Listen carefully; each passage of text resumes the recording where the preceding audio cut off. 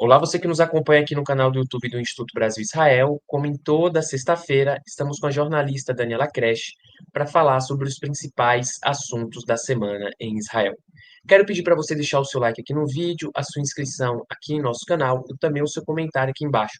Muita gente pergunta, Dani, às vezes, como é que eu faço para ajudar o IB e tal, né? Tem um recurso de super chat que pode comentar aqui. Mas, gente, o like e a inscrição, o comentário ajuda bastante. E tem muita gente que assiste aqui o Expresso e outros programas aqui do IB que não está inscrito ou inscrita em nosso canal e não deixa o like. Então, a melhor forma de ajudar o IB, se você acha que esse conteúdo aqui faz sentido, chegar cada vez mais longe, que a gente continue com esse trabalho, o like no vídeo, a inscrição no canal e o comentário é fundamental para a gente seguir aqui com esse e com outros programas no canal do IB. Dani, uma semana de muitos assuntos aí em Israel, como de costume, né, e fora também. Queria começar falando sobre os reféns que se encontraram com o presidente dos Estados Unidos, Donald Trump. Um grupo de 8 reféns, 8 ex-reféns, né, que foram libertados nesse processo de acordo com o grupo terrorista Hamas, foi recebido na Casa Branca pelo presidente americano Donald Trump. E esses reféns agradeceram a ele, né, ao presidente Donald Trump, por sua libertação em Gaza. E aí eu queria saber, Dani, por que que eles foram para lá e por que acham que o Trump foi o responsável pela sua libertação? Né? Engraçado isso, né? Por que que eles foram para Washington, D.C., para falar com o presidente americano, se eles têm aqui um primeiro-ministro, né? Que eles podem ir no primeiro-ministro agradecer e também reunir um montão de reféns e falar com o primeiro-ministro. É engraçado isso, né? Muita, muita discussão essa semana sobre como que Israel está lidando com o Trump, né? Vou falar um pouco sobre isso depois, né? Como é que Israel está se posicionando em relação a essa nova cadência do Trump, né? E não está agradando ninguém, né? Esse posicionamento de Israel, mas enfim, esses reféns eles foram para a Casa Branca, eles foram meio convidados pelo governo americano e eles foram. E por que que eles acham? Por que que eles falaram tantas coisas para agradecer o Trump e meio que um deles inclusive falou que o Trump foi enviado de Deus para salvá-los. Outros pediram por favor para ele continuar a fazer o que ele está fazendo, que ele era a esperança da libertação deles quando eles estavam lá, a esperança era que o Trump libertasse. Porque a verdade é que, desde que um pouco antes mesmo que o Trump assumiu o poder, ele já começou a falar que ele iria pressionar os dois lados, né, Israel e Hamas, a fazer essa libertação, que ele queria libertar todos os reféns. Ele, inclusive, falou aquelas coisas todas, né, em relação também a gente viu o que aconteceu com o Zelensky, né, que foi recebido pelo Trump também. Quer dizer que o objetivo do Trump, na verdade, é terminar com guerras, seja como for, né? A gente viu como ele tratou o Zelensky na Casa Branca, né, expulsando quase, humilhando o Zelensky na frente de todo mundo, do mundo todo, porque o objetivo dele é acabar com a guerra, independentemente de quem vai ganhar ou perder com desde que acabe, né? Que, aliás, é um medo que a direita israelense está tendo muito aqui, que ele vai querer acabar com o conflito lá com os palestinos e tal, e vai falar, dane-se, devolve a Cisjordânia para os palestinos, ou faz acordo de paz que a extrema-direita não quer. Quer dizer, então, o Trump está, como a gente imaginava, um cara que é imprevisível, mas que no momento em que ele, antes mesmo dele entrar no poder, logo depois, ele fez, né, ele deu aquelas bravatas dele no Twitter, na rede social dele. Se o Hamas não libertar todos os reféns, vai ter o inferno na Terra. Não sei que mais inferno ele pode fazer do que Gaza está no inferno já. E se não fizer isso, se não fizer aquilo, quer dizer, ele pressionou, realmente, assim, com bravatas, né? Ele pressionou, as palavras dele foram encaradas, obviamente, com pressão pelo Hamas e pelos mediadores do Oriente Médio, mas a pressão maior não foi nem sobre o Hamas e os negociadores, né? Arábia Saudita, Catar e Egito, né? A pressão maior foi contra o primeiro-ministro Benjamin Netanyahu, que está mais preocupado, né, ao que tudo indica, com a sua sobrevivência política e com a queda ou não de seu governo, do que com libertação de todos os reféns. Então, ele empurrou com a barriga a libertação, a gente sabe, né? A gente falou sobre isso no último ano e tanto, depois daquela libertação que teve em novembro de 2023, demorou mais de um ano, né, para ter uma nova libertação, e o Netanyahu, toda vez que tinha que negociar com o Hamas um cessar-fogo que levaria a uma libertação em troca de um preço muito caro para Israel, na verdade, né? Um preço muito caro, libertação de centenas de presos palestinos condenados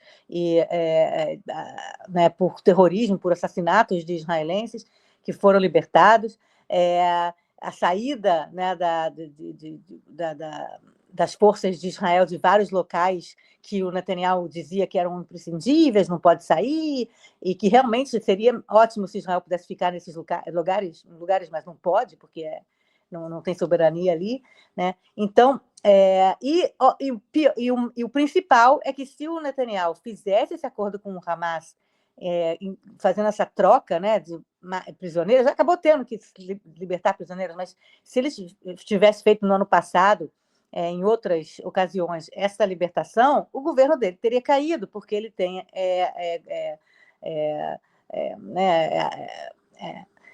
na coalizão dele, dois partidos principalmente dois grandes partidos, não grandes, mas dois partidos de extrema-direita, que ficaram o tempo todo dizendo que se ele negociasse com o Hamas, ia sair da coalizão e o governo Netanyahu iria cair. Portanto, o Netanyahu fez tudo para empurrar com a barriga até o Trump vencer. Ele apostou que o Trump ia vencer, ele acertou, o Trump venceu. Depois ele empurrou com a barriga até o Trump tomar a posse. E quando o Trump tomou posse, ele ficou meio na espera do que o Trump ia fazer. Só que o Trump, depois que tomou posse, um pouco antes também, como eu falei, começou a falar, não, tem que libertar, tem que fazer acontecer essa fogo, tem que acabar com a guerra. E o Netanyahu ficou num limbo aí, sem saber se ele iria dizer amém para o líder supremo Donald Trump, ou se ele ia dizer amém para os seus colegas de coalizão que podem derrubar o seu próprio governo. Então, o Netanyahu está numa posição muito complicada, né? E ele acabou, na verdade, no caso desse cessar-fogo, se alinhando com o Donald Trump.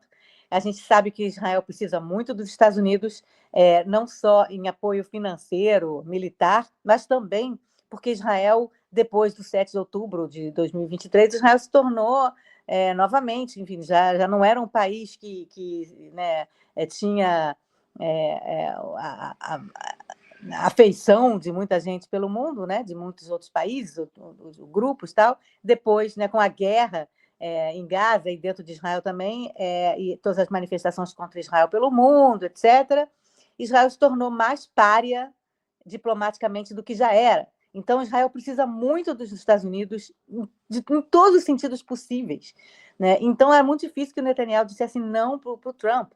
Ele dizer não para o Biden, o Partido Democrata, até fazia um certo sentido para os seus eleitores, né? E para os companheiros de coalizão dele, porque o Biden dos democratas, são de esquerda, bababá, então eu vou dizer não a eles, tal. Mas no momento em que entra no poder Donald Trump, um cara de direita, né, adorado pela extrema-direita, ele não poderia dizer não para o Trump. Então, o que o Netanyahu fez, na verdade, foi aceitar, então, a acordo de cessar-fogo, o que permitiu a libertação desses reféns que foram agradecer ao Trump. Quer dizer, eles não foram agradecer ao Netanyahu, eles foram agradecer ao Trump por ter pressionado o próprio primeiro-ministro deles a libertá-los, a salvar a vida deles. Eu queria que você mostrasse a imagem desse encontro, né? O vídeo desse encontro, de como eles em volta do Trump, dizendo obrigado, muito obrigado. Depois cada um fez também um depoimento pessoal, agradecendo, e quase o Trump é Deus para eles, né? Ou se não eles agem como se fosse, porque eles foram lá não foi para agradecer. Peraí, para um minutinho, deixa eu só terminar aqui a frase. Eles não foram lá só para agradecer que eles estão vivos. Eles foram lá para pedir que o Trump continue pressionando o Netanyahu para que saia agora a segunda fase desse acordo de cessar-fogo, que está parada, que está no impasse nesse momento, porque ainda há pelo menos de 22 a 24 reféns vivos lá. Tem 59 reféns ainda na faixa de Gaza, dentre eles 22 a 24 estão vivos. Então, eles não foram lá para agradecer por eles. Eles foram lá para falar, Netanyahu, Trump continua. O Eli Sharabi, aquele refém cadavérico que saiu como se tivesse saído de campos de concentração, que perdeu a mulher e as duas filhas, deu uma entrevista incrível, a gente falou na semana passada para a Ilana Dayan, ele falou, faz de novo, continua a fazer o que você está fazendo. Quer dizer, eles foram lá para pedir para o Trump pressionar o próprio primeiro-ministro deles para libertar mais pessoas. Então, agora pode colocar aí o vídeo. Está em inglês, mas acho que dá para entender.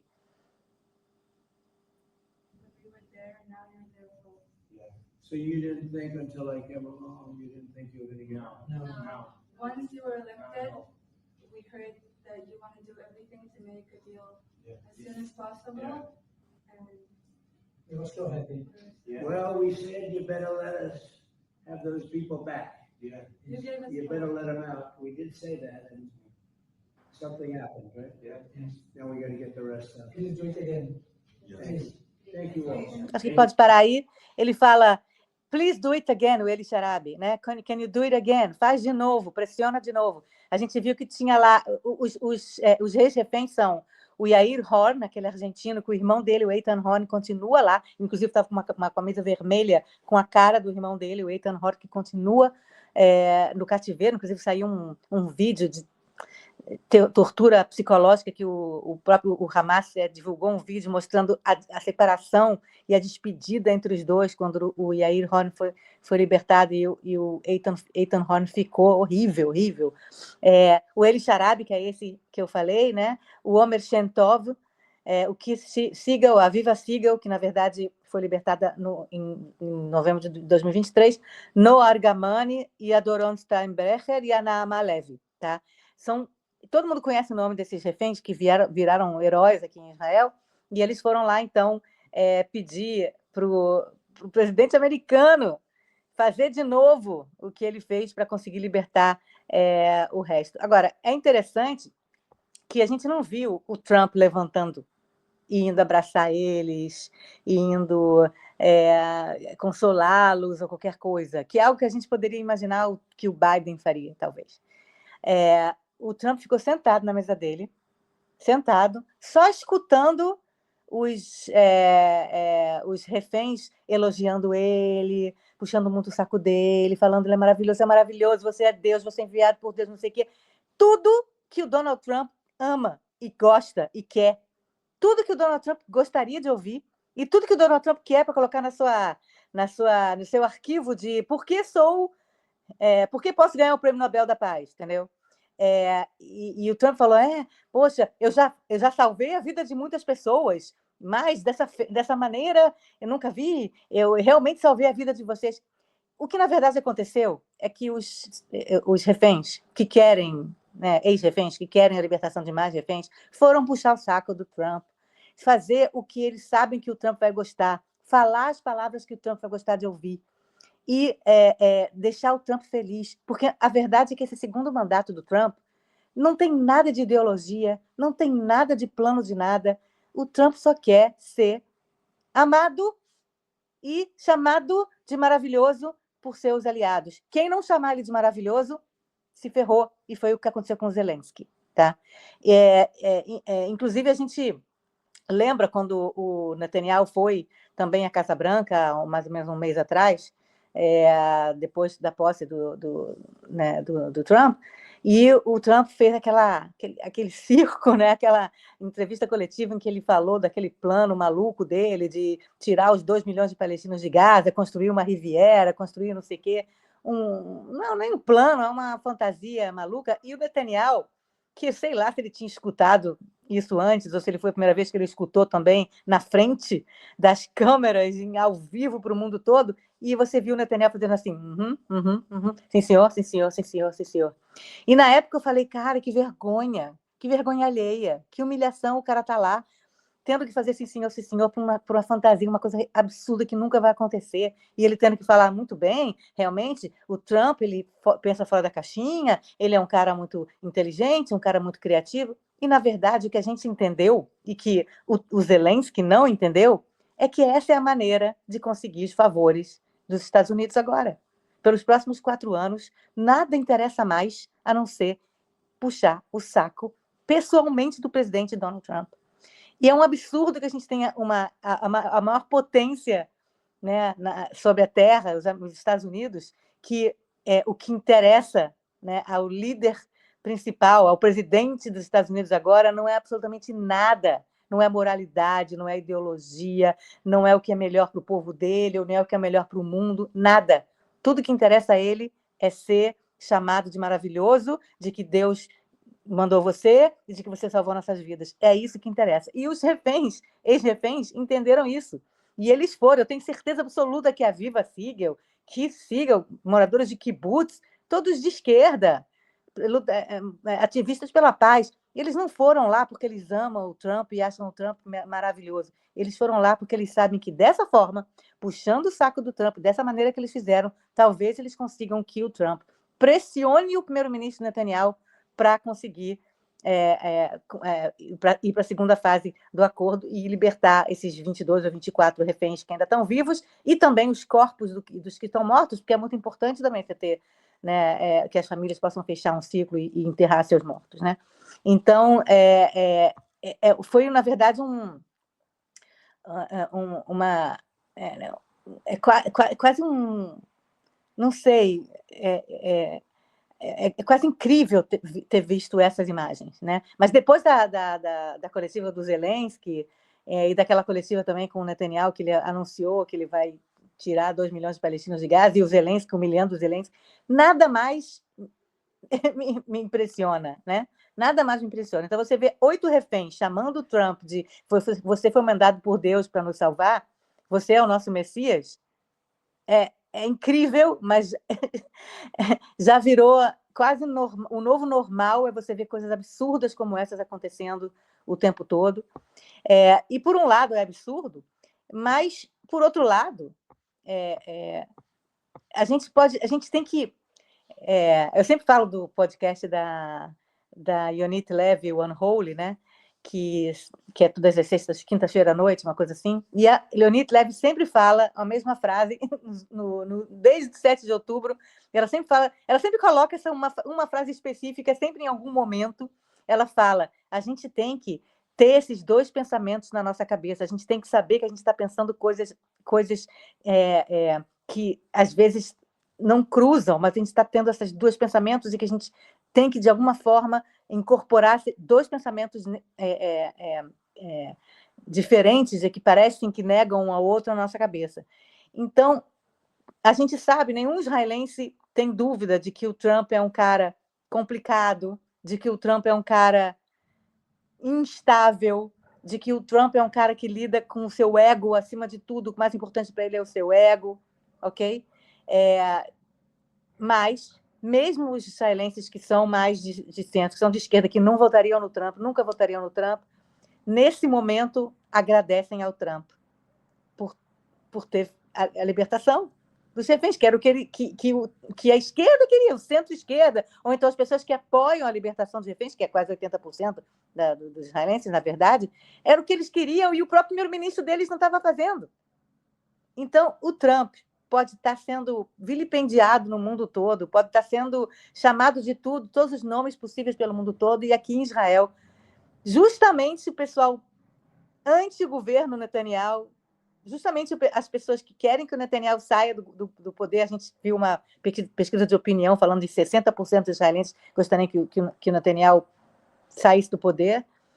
Justamente essas pessoas estão agradecendo ao Trump, e a gente tem que manter esses 2 pensamentos na nossa cabeça. Por um lado, o Trump é quem ele é, por outro lado, o Trump está ajudando em alguma coisa no mundo, que é a libertação de reféns vivos. Essas pessoas estão lá, que foram lá visitá-los. E aí, para terminar esse item, esse pensamento da Yonit Levi, queria que você mostrasse a imagem que eu mandei para você sobre um esquete daquele programa que eu gosto muito, o Terra Maravilhosa, que é o Eretz Nehederet, que é o programa assim, de sátira, de comédia mais visto em Israel, talvez o programa mais visto em Israel, que eles fazem piada toda semana com tudo.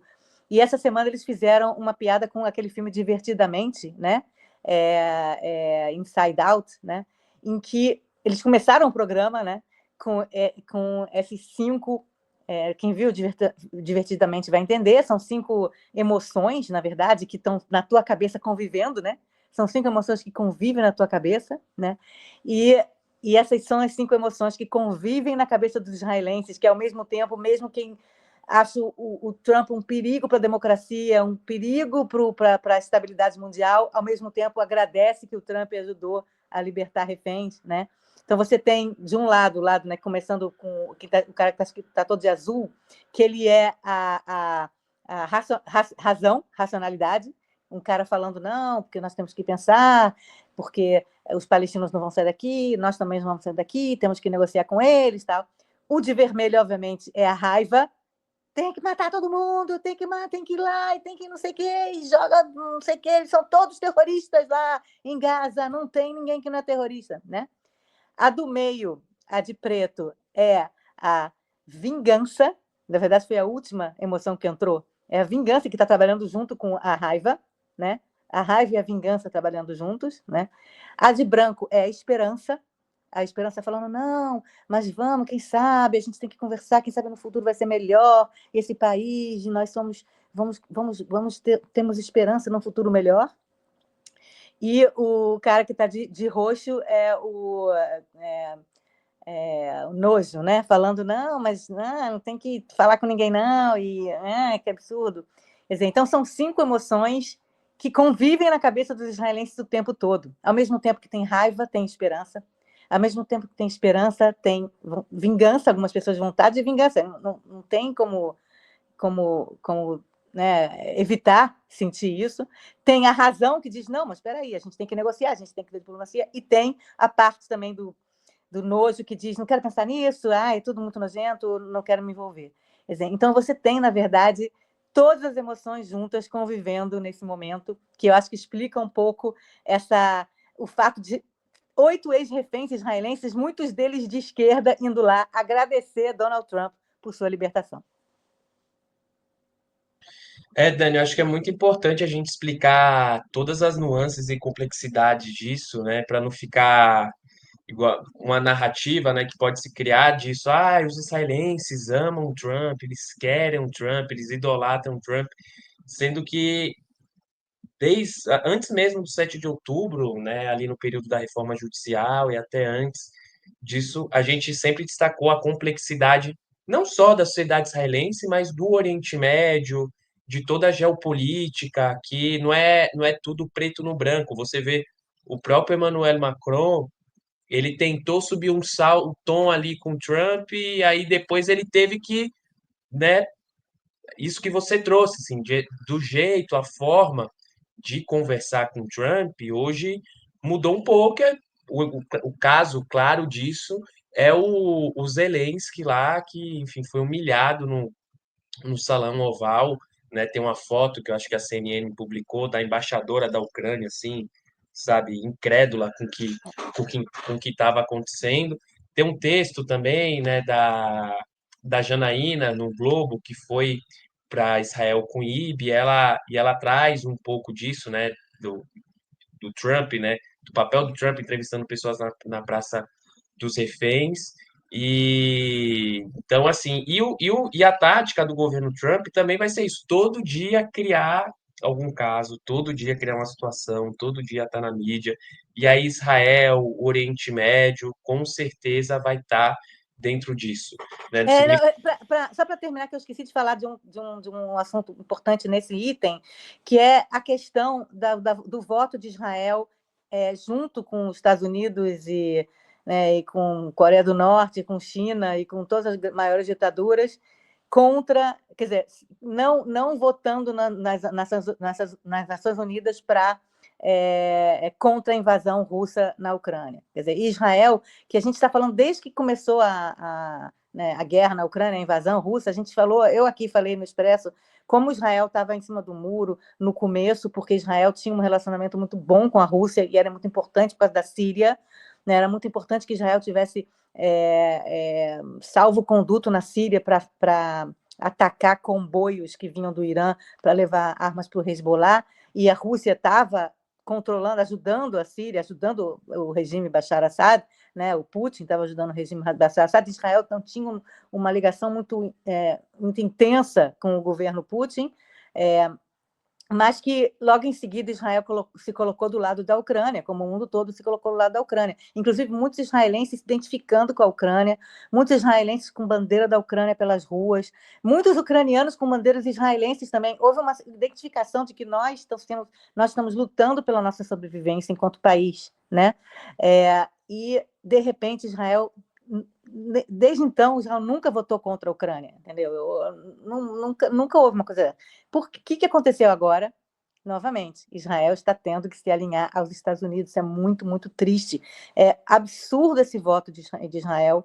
É uma traição à Ucrânia. O Zelensky é judeu, entendeu? O Zelensky, desde o começo, falou especificamente com Israel e com Netanyahu e com o povo israelense.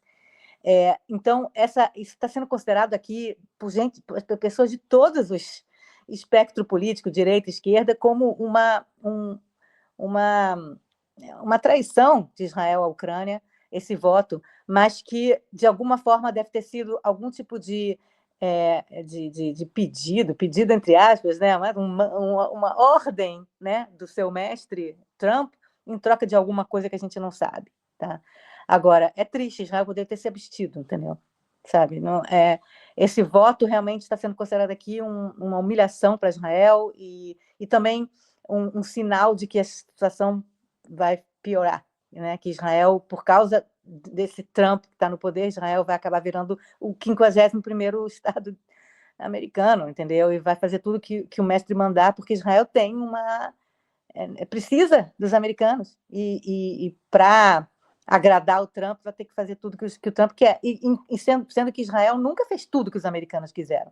Mesmo até 2, 3 meses atrás, até o Trump tomar o poder, durante toda a história da existência de Israel teve, não, nem sempre, mas pelo menos nos últimos 50 anos, um bom relacionamento com os americanos, né, com os governos americanos, mas sempre mantendo sua independência.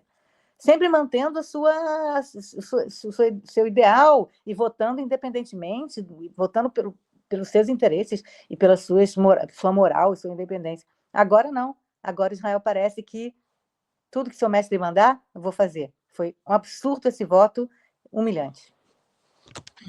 Sem falar que as relações do Trump com os partidos europeus na Europa é complexa dos dois lados, tanto com a Rússia, né, que ajuda e ajudou militarmente países do eixo da resistência, como o próprio Irã, né, no fornecimento de armas para o Irã, ou até mesmo partidos como a AfD na Alemanha e outros partidos de extrema direita na Europa que têm um histórico antissemita, né, não só um histórico antissemita, mas um discurso antissemita também. A Dani já comentou da AfD algumas vezes, no Leila Entrevista de ontem a gente falou sobre a AfD. O pai da Marine Le Pen na França era um negacionista do Holocausto, assim, falava publicamente disso.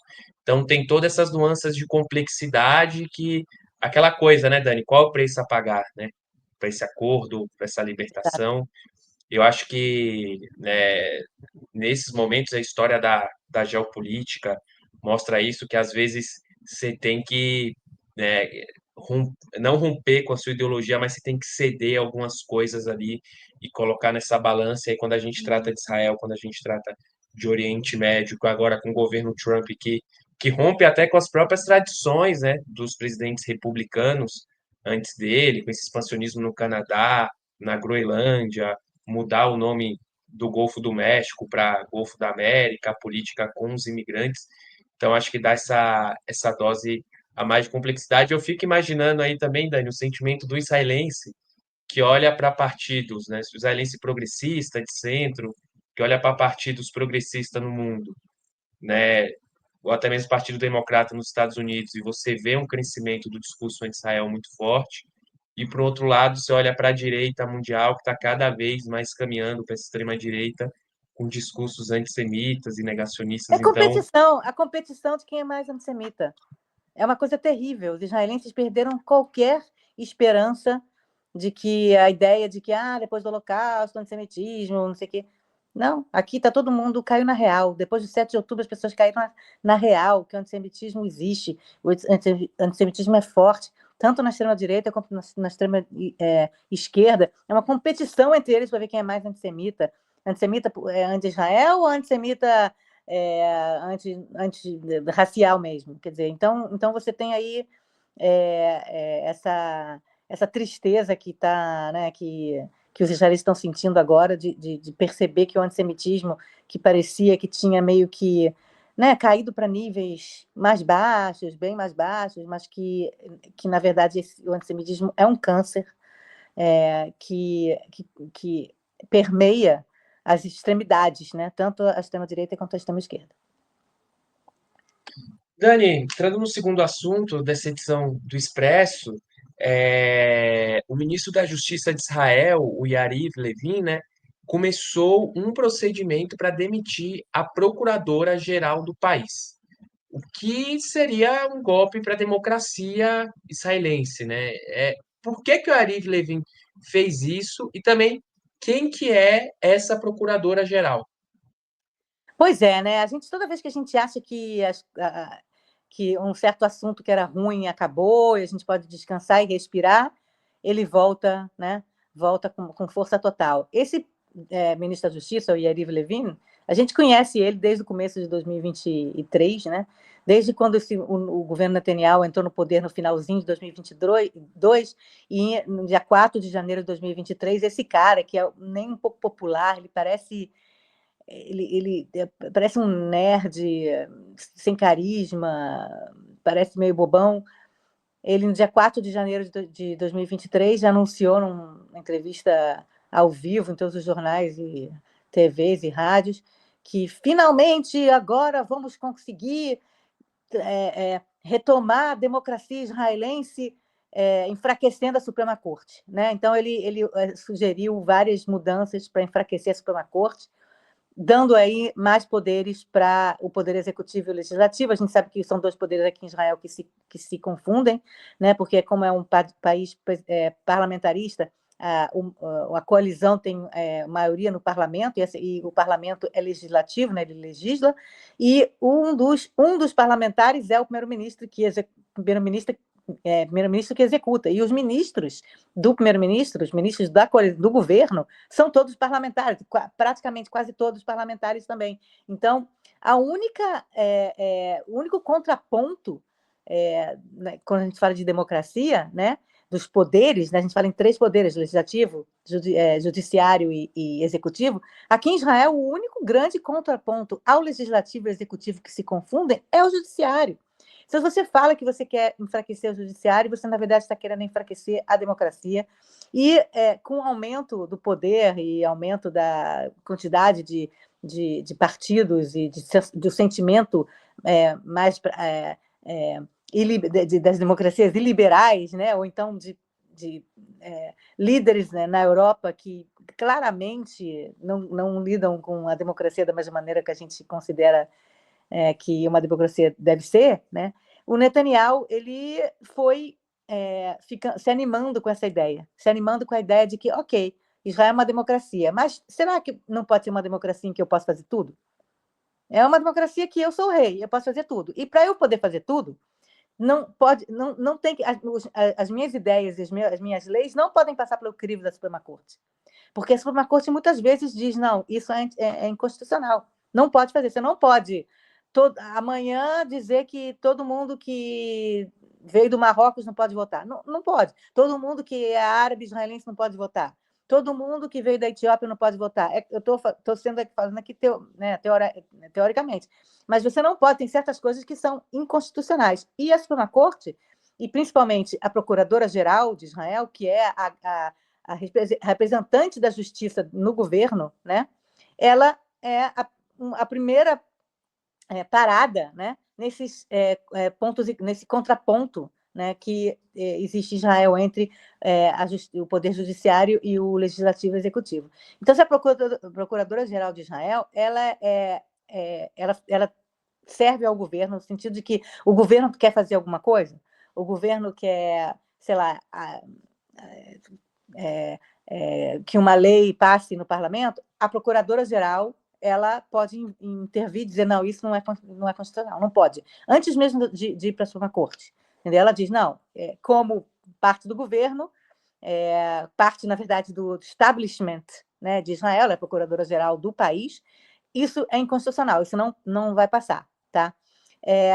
E, obviamente, isso não interessa ao Netanyahu, e é o ministro da Justiça dele, que é braço direito, pau-mandado dele, que é o Yariv Levin. E o que eles reclamam dela? Reclamam, justamente, eles falam com todas as letras, eles reclamam dela pelo fato de que ela não deixa eles fazerem o que eles querem. Né? Não tem aquela ideia, né, desses certos líderes ou parlamentares no Brasil também, que acham que se foram eleitos, então eles podem fazer tudo? E não é verdade. Né? A democracia não é o poder de você é eleito e pode fazer tudo. Não é verdade. Então, ela, por exemplo, ela não aceita que não tenha uma lei que os ultra-ortodoxos sejam alistados no exército. A gente já falou bastante disso, dessa polêmica de ultra-ortodoxos que não vão fazer exército. Ela é contra. Ela é a primeira que fala, se não tiver a lei até o dia tal, vocês vão ser inconstitucionais. Se não tiver, não sei o quê. Então, ela enche o saco do governo, digamos assim, que quer fazer o que quer, e ela fala, não pode fazer isso, não pode fazer aquilo, não pode fazer. E o Netanyahu já não gosta dela desde sempre, né? Ela está no poder. Ela está nesse cargo desde janeiro de 22, quer dizer, quando ele assumiu o poder, o Netanyahu, no final de 2022, ela já era procuradora-geral. Então, ele está o tempo todo tentando arranjar uma maneira de derrubar ela e colocar um procurador-geral que ele queira. Um procurador-geral que vai deixar ele fazer o que ele quiser. Né? Então, só que não pode. O governo não pode demitir o procurador-geral. E aí, o que o ministro da Justiça fica fazendo? Quer dizer, em vez de ficar pensando na guerra, nas pessoas, nos problemas que tem em Israel, ele fica só carcomendo o dia inteiro, planejando como que ele vai derrubar a procuradora-geral e como que ele vai enfraquecer a Suprema Corte. É isso que ele faz. Ele não está interessado em mais nada de justiça em Israel. Tem um monte de cortes que estão sem juízes. Não está interessado. Tem um monte de problemas jurídicos aqui, muitas ações que não estão sendo julgadas porque não tem juiz, porque isso aqui. Não. O que ele interessa em fazer é agradar o Netanyahu e tentar derrubar a Procuradora-Geral e enfraquecer a Suprema Corte. Tá?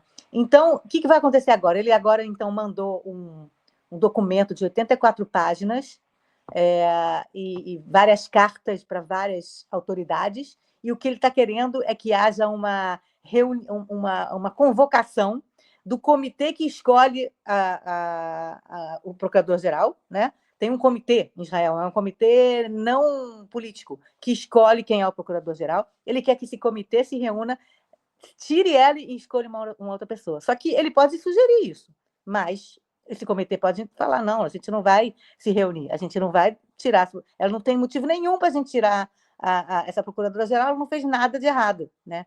Só que aí, então, o que eles estão querendo, planejando, é que, se isso acontecer, eles vão para a Suprema Corte. E é claro que na Suprema Corte agora tem alguns juízes que compactuam com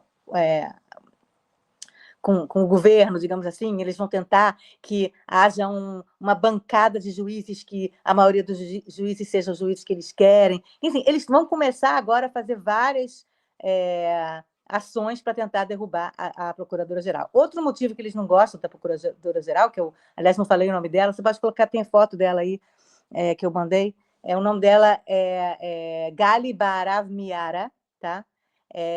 Ela tem 65 anos, ela é procuradora desde começo de 2022, como eu falei, é essa aqui que está à esquerda, e à direita o ministro da Justiça, Yariv Levin. Tá? Então, por que eles não gostam da Gali Baharav Miara também? Porque existe uma coisa em Israel, que, aliás, eu não sei se eu considero certo ou errado, mas eu não sou juíza, não sou advogada, não sei nada de direito, mas tem uma coisa que me parece meio complicado, né? que é o procurador-geral, ou, no caso, a procuradora-geral, ele também é o promotor público do país. Tá? Então, ela, além de ser procuradora-geral, ela é promotora pública, ela é promotora-mor. Tá? E o primeiro-ministro está sendo julgado em 3 casos de corrupção. Ela é a promotora. Ela é a promotora. Então, por isso que o Netanyahu também não gosta dela. Mas não tem jeito, é o cargo dela. Tá? Então, teve um momento que eles tentaram dividir o cargo, o promotor é uma coisa, o procurador é outro, mas, enfim, não conseguiram fazer essa mudança. Então, na verdade, ela, no caso de um primeiro-ministro que tá sendo julgado, ela é o quê? Ela é procuradora do governo? Ela está a favor do governo? Ou ela é promotora do primeiro-ministro? Ela é contra o primeiro-ministro, que é o chefe do governo? É muito complicado.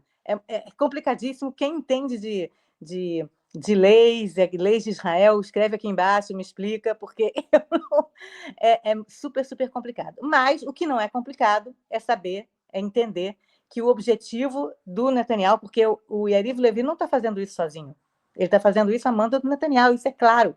O Netanyahu não pode falar nada porque como ele está sendo julgado, ele não pode se intrometer. É contra a lei ele se intrometer em qualquer coisa relacionada a isso. Mas é óbvio que ele está mandando o Yariv Levin fazer tudo por ele. Né? Então, tudo que o Netanyahu quer é tirar da frente dele qualquer obstáculo para ele conseguir, talvez, ser anistiado lá dos casos que ele está sendo julgado, e que ele consiga fazer o que ele quiser, passar a lei que ele quiser, aprovar as leis que ele quer no parlamento, sem a procuradora-geral dizer que é inconstitucional e sem a Suprema Corte também depois anular porque é inconstitucional. É um absurdo tudo isso, assim, é um ataque à democracia num nível, né, imagina no Brasil, sei lá, o Lula, o Bolsonaro, o FHC, qualquer um, demitisse o procurador, a procuradora-geral, porque tem uma relação com o caso de corrupção que o caso primeiro-ministro, mas é que seria o presidente, né, estaria envolvido, assim, é um absurdo, é um ataque ao judiciário que vem acontecendo desde 2023 já, né, Dani? A gente, até o 7 de outubro. Eu acho que no Brasil a gente poderia entender se, por exemplo, o Bolsonaro, na época que ele era presidente, conseguisse demitir o Alexandre de Moraes. Não pode. Ele não pode se intrometer na justiça eleitoral ou na justiça, na Suprema Corte. Não pode se intrometer, ele não pode começar um processo de demissão. Ele gostaria muito. O Bolsonaro, né, adoraria que demitiu o Alexandre de Moraes. Ele não pode. Entendeu? Então, é a mesma coisa, é a mesma comparação. É como se o primeiro-ministro resolvesse, então, demitir o procurador-geral, o promotor público, o procurador-geral, que é o mesmo cargo, porque não gosta das decisões dele, acha que as decisões dele são de oposição, acha que as decisões dele são de esquerda, e não é verdade. Já teve várias matérias aqui há anos falando que não só a Suprema Corte, como a própria Gali Baharav Miara não tomam decisões que podem ser colocadas na caixinha de direita ou esquerda. São sempre decisões que têm a ver com leis e com a constitucionalidade do país, né? Com as leis básicas do país. Quer dizer, mas não adianta a direita, nesse caso aqui em Israel, como também no Brasil, acho que nos Estados Unidos também, acha que se tanto a Suprema Corte como a Procuradora-Geral barram algum tipo de lei ou barram alguma iniciativa do governo, eles são oposição, e não são porque eles estão defendendo a Constituição do país, né? E defendendo a democracia. E é engraçado esse movimento que ele faz de não, como ele não pode falar, né? Ele coloca o Yariv Levin ali para ser a vanguarda desse ataque aí ao judiciário, que, como você bem falou, trabalha com interpretações até os assentamentos, né, Dani? A regularização, digamos assim, desses assentamentos é o judiciário que interpreta e que decide. Ali ou não, até o do filme que a gente vai falar, o No Other Land, foi uma decisão do judiciário, da Suprema Corte, né, que garantiu aquele assentamento lá. Nesse caso não agradou a esquerda, quer dizer, então... E o judiciário aqui, a própria procuradora falam, nosso objetivo aqui não é legislar e não é decidir se é bom ou é ruim para a esquerda ou direita, é ver nas leis se é constitucional, se pode ou não pode. Agora, se vai decidir, se é uma coisa que vai agradar a direita ou a esquerda, não cabe a eles escolher, eles não foram eleitos, entendeu? Eles são, na verdade, os defensores da democracia, os defensores das leis que existem no próprio país. Quer dizer, então não tem nada a ver aí com direita ou esquerda, mas, obviamente, o que esse pessoal, né, o que o Yariv Levin e os outros talking heads que o Netanyahu vai enviando para a imprensa, um monte de porta-vozes, né? E a gente já sabe direitinho, quando chegou fulaninho para dar entrevista no canal tal, não sei quem, que a gente sabe que é palavras do Netanyahu, que o fulaninho está né, ecoando, né? Ou está falando, ou está dizendo exatamente o que o Netanyahu disse para ele.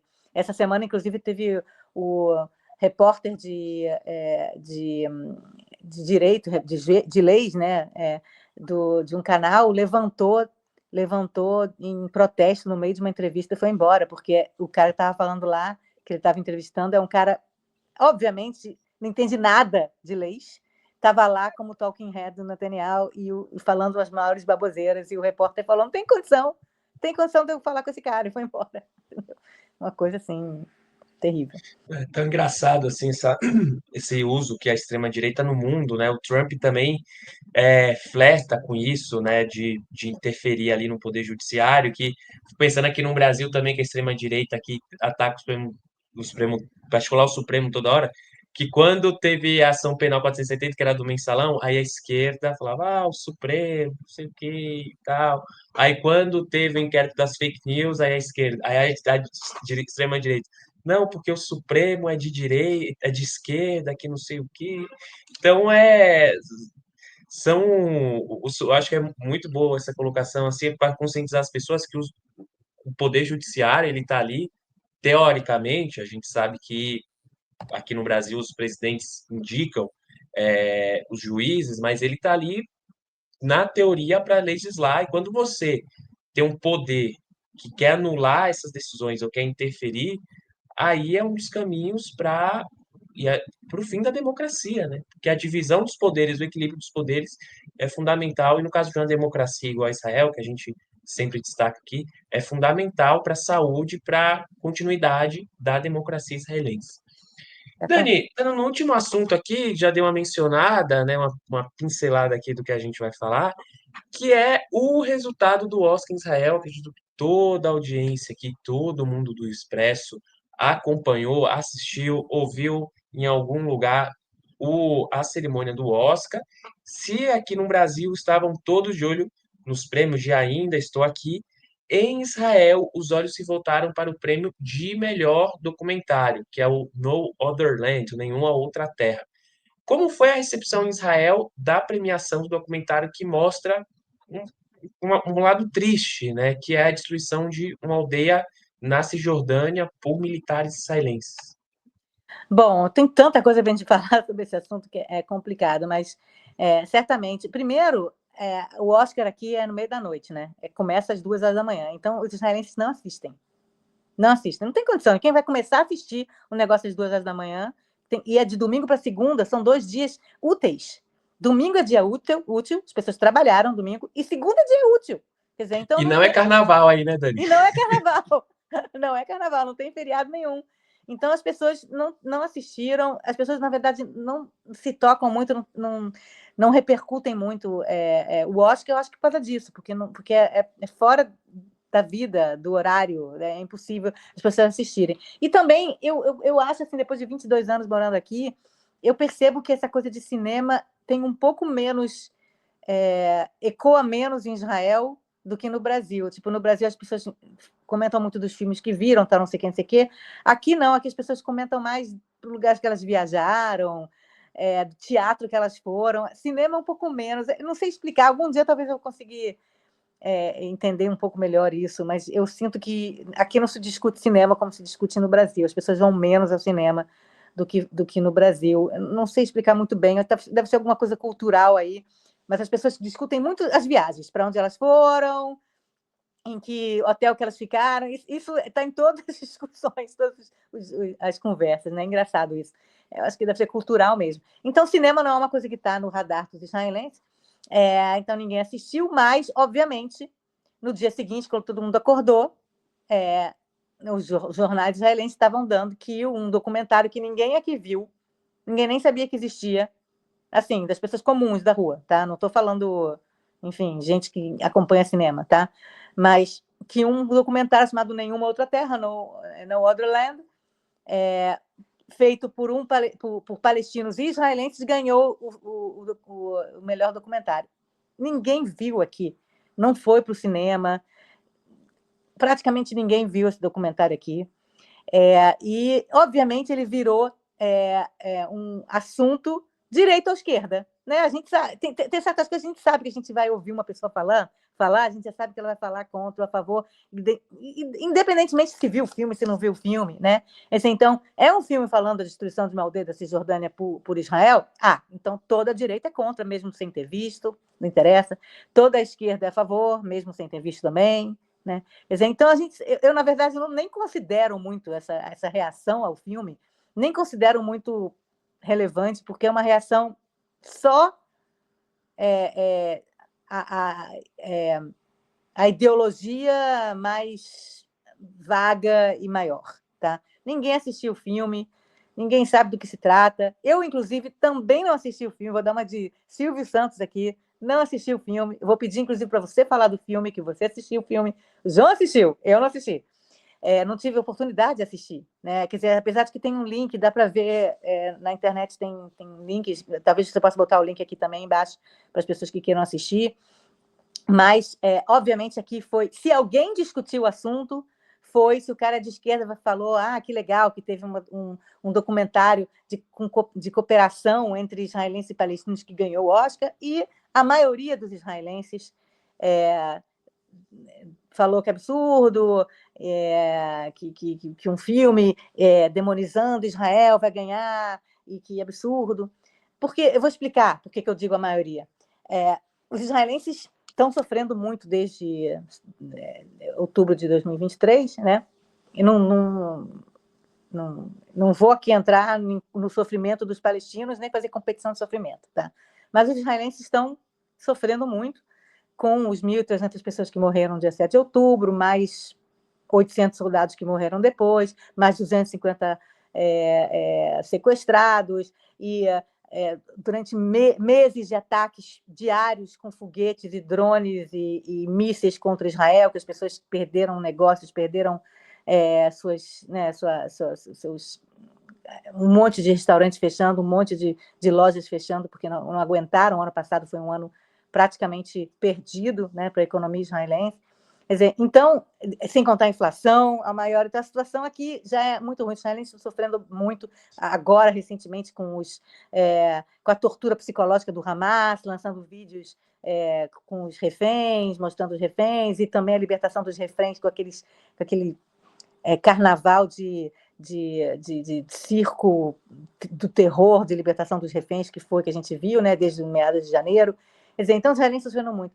É muito difícil para o israelense médio assistir um filme criticando o país dessa forma. Eu não vi o filme, novamente, eu vou pedir para o João falar daqui a pouco, mas é muito difícil para o israelense médio falar assim, sentar com a cabeça, né, assim, calma, e falar: vou assistir um filme que critica o meu país. Meu Deus. O israelense não está nesse headspace now. Não está nesse headspace.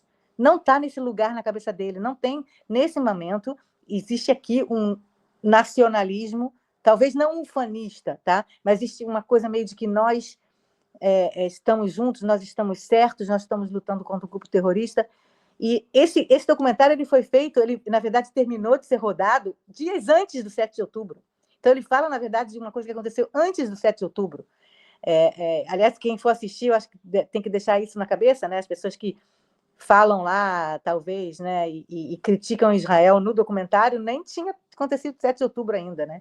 Quer dizer, então não é porque Israel matou não sei quantos mil em Gaza que eles odeiam Israel, não. Já odeiam Israel desde antes, né? Muito antes, desde, sei lá, 48.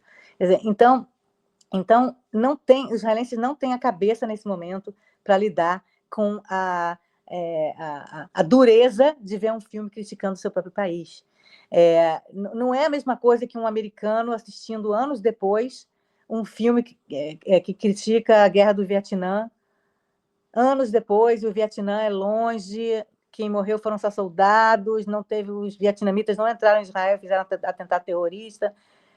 É bem diferente. E mesmo assim, nos Estados Unidos, algumas pessoas acham difícil assistir filmes em que os Estados Unidos é mostrado uma luz negativa. Tá? Os israelenses não estão no momento de assistir filme sendo que mostra Israel só numa luz negativa. Eu não sei, o João vai contar se é verdade isso, mas o que eu ouvi dizer, porque eu não vi, é que não tem nenhum contexto e explicação nenhuma de por que Israel faz as coisas. Não, é só mesmo a luz negativa. A única coisa que realmente parece ser positiva nisso tudo é que é uma cooperação entre um palestino e um israelense, que são amigos. Né? Então, você tem aqui, você pode botar a foto da premiação no Oscar, você tem o protagonista do documentário, que é um cara chamado Bassel Adra, e você tem também, o segundo é a Rachel Shor, eu não sei, eu acho que era produtora, eu não sei direito, tem o Hamdan Dalal também, que é o terceiro, e o último é o israelense,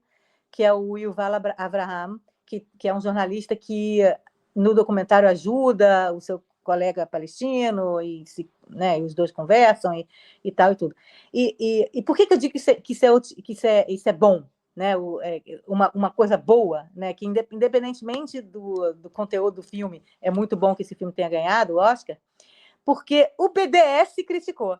O BDS, né, aquele movimento contra Israel, que Israel é o Satanás na Terra e tem que boicotar tudo de Israel, não sei o que, apesar de um filme se falar mal de Israel, pintar Israel de uma maneira negativa, eles foram contra o filme. Por quê? Porque tem um israelense que também ganhou o Oscar junto e também foi diretor do filme.